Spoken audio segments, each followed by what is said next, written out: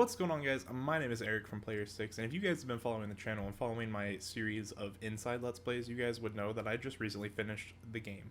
And if you guys watched the last episode that went up yesterday, I was thoroughly confused and thoroughly speechless at the ending of the game. So I figured that why not do a half review, half theory on what I think happened during the game, since it is very confusing. And that's what this video is going to be. So I'll put an annotation up right about now for anyone who wants to not hear spoilers, in case you haven't watched all of the series yet or haven't played the game or anything like that. So the first half will be a review, the second half will be kind of my theory on what happened throughout the game. So without further ado, let's get into it. So review time. I thought this game was amazing. This game was probably one of my favorite games that I've played so far this year, and we're about halfway through, which is saying something, I think. It's a good game. It was different. For those of you who don't know, Inside was the second game by Playdead, who made Limbo the other couple years ago. I'm not sure the exact year that it came out, but Limbo was a very good game. It took a normal thing, which was a 2D, platformer, scroller, whatever, and it made it very different. It made it its own. It was very clean game. It was very good. It was basically you as a little boy, and the world was trying to kill you. It was basically you against the dark, and you didn't know kind of what was happening. You didn't know what was going on. You just knew to survive. And I think Inside built upon what made Limbo great, and in my opinion, it made it better. The artwork was fantastic. The puzzles were great. They were very clever. They were very, at parts, confusing. It definitely took me quite a bit, as you guys know if you watch the series, to get some of the puzzles. The visuals and the art, like I said, was amazing. It was more of a I don't want to say futuristic. It was a more modern style than Limbo, because Limbo was very all about silhouettes. It was very black or white or gray, that type of thing. And I think Inside made it more modern, I guess, more new-ish, I would say. There was a few more colors. The lighting was amazing. The camera work that was that went on was great. Just the way of certain areas were. It was just a little tilt of a camera made the game so much more intriguing. It made it more like you were actually in the situation instead of playing through the game. And then there's the story, and the story was by no means bad.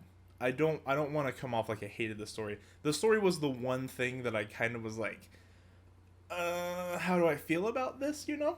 And I think the reason for that was there was a point in the game.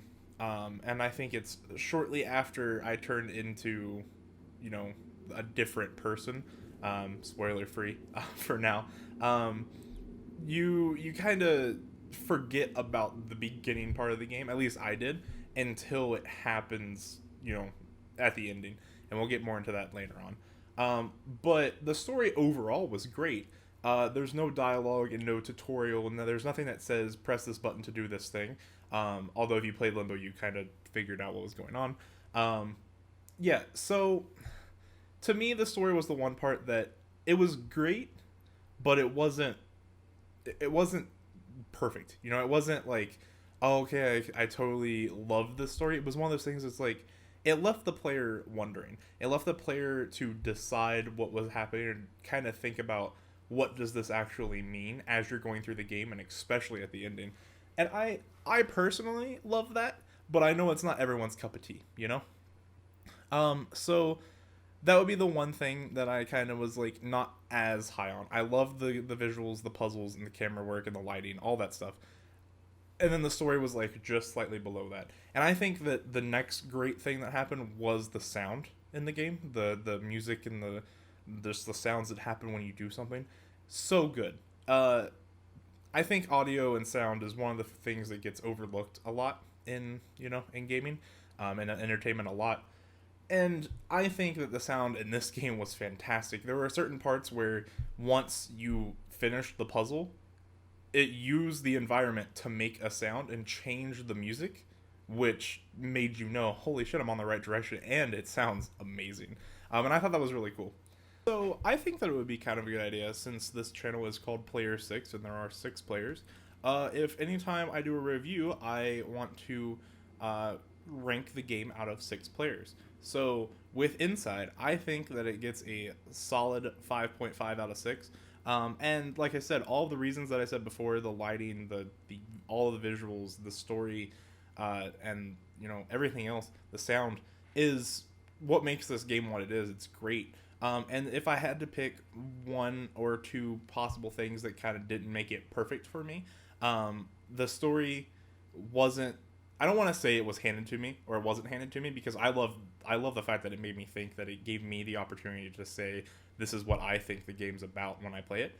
But it got a little too confusing.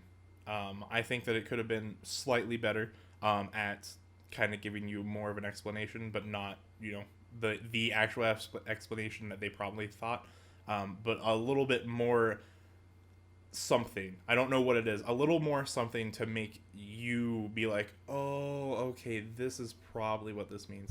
But that's not a horrible thing. Don't get me wrong. It's just not everyone's cup of tea to sit down and think about it.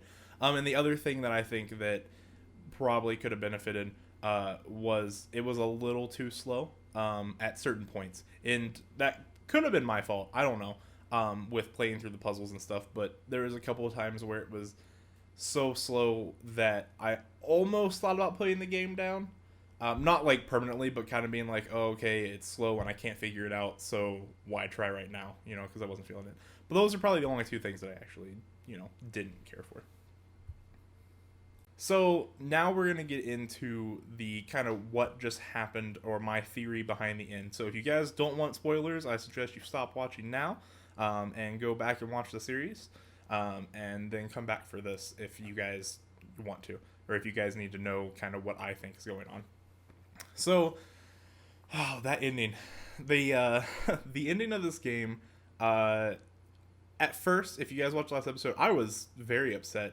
I did not know exactly how to feel at the time, but looking back on it, I was extremely upset. I thought that it was a terrible way to end the game, and that it was almost for nothing.